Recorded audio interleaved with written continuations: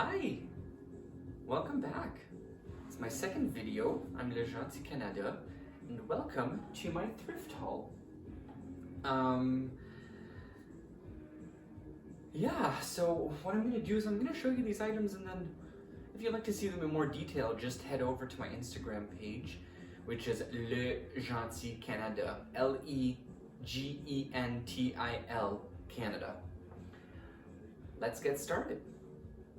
So first of all, I have this beautiful piece of Agost pottery. So Agost is a city in Spain which is known for their pottery. This is an unglazed clay, and I believe that these are used as drinking vessels. So you would put the water in this bigger spout here, and then you would tip it over and drink it like so, and the water would come out in a consistent kind of stream, making it extra refreshing. And I think maybe the clay has something to do with keeping the water cool, but I don't know, I'm not sure. Next up we have this little ring here. So this is an opal ring, it's a crystal opal, and it's not split. Because normally what they do with opals is they'll slice the stone thinner and put a backing under it so that, and the backing is sometimes reflective, so that when the light goes through the opal, and it reflects back off the reflective surface, the colors seem more vibrant. But this one I don't believe is one. The crystal opal is set in a boat setting, and it's stamped 585, which is European for 14 karat gold. The little box that it's in is this beautiful reptile skin imitation box. And between all of the little scales is this beautiful gilding, which you can see remnants of on the inside where there's a little less wear. But yeah, very beautiful piece. And the mechanism still works perfectly.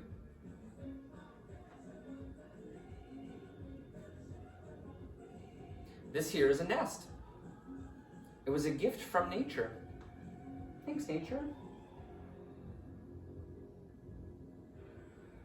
And next up, we have this cute little oil on board. It's like your standard photo size, I think like 5x7 or something like that. In the back here, it says June 6th, 1965, to Mary from Grace Hayward.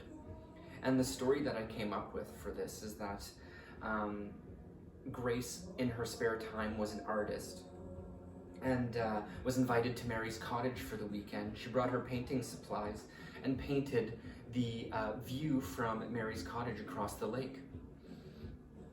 After the weekend was over, Grace was so thankful for the time away from the real world that she gifted Mary this painting, where it hung for several decades until the cottage was passed down to the great-grandchildren, and then the great-grandchildren sold it for cash money so that they could buy their iPhones and their iPods.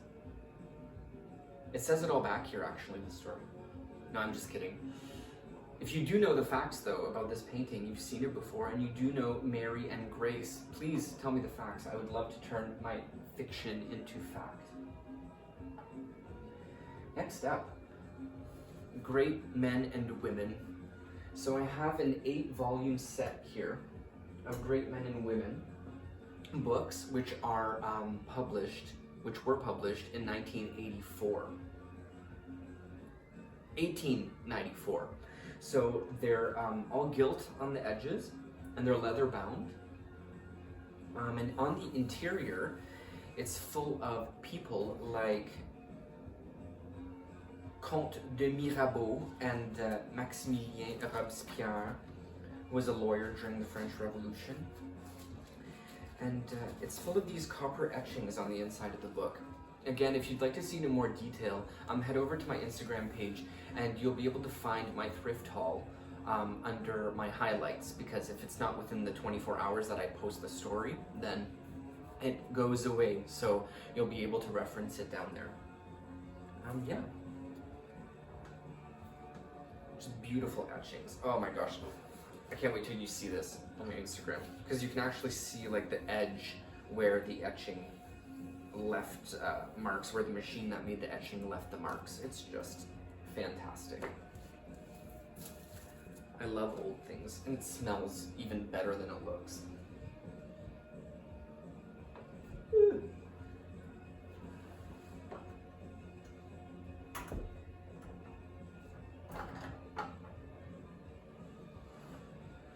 Next up, we've got these pillows. So, I didn't necessarily find these things, I made them.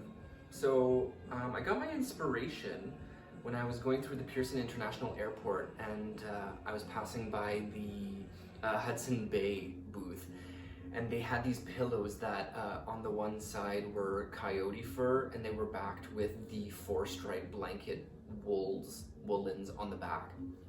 And I just thought that was such an incredible piece of beauty. Unfortunately, I couldn't afford $995, I believe. So I was like, you know what? I'm gonna thrift those 2 elements and I'm gonna make it myself. So these aren't the first ones I've made, and hopefully they're not the last, but these are made of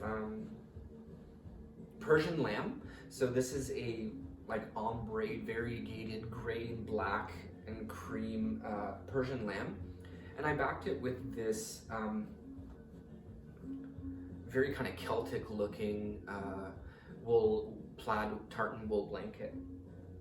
The blanket had some damage to some parts, so that's what I do when I find blankets that I can't live without and I still love them and they're damaged. I'll buy them anyways and I'll turn them into something else.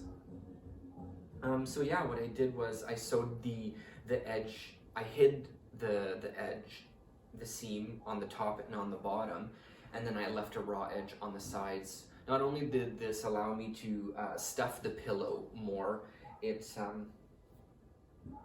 also just made it a lot easier to finish. Yeah. Lastly, there's this table. I have to say, I don't think it's Canadian whatsoever. I think it came probably from Europe, probably more the UK at some point. And on the top, there's an inlaid teacup mosaic. So it's all this collage of little pieces of broken teacups. And it's just stunning. I can't wait for you to see it. Yeah, and then that's pretty much it. Let me know what you think about the different elements. I dressed a little better.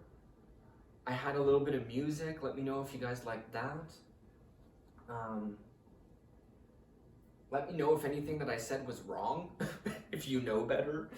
I'd also like to know that. And yeah, thank you so much for watching. Have a great day. Bye.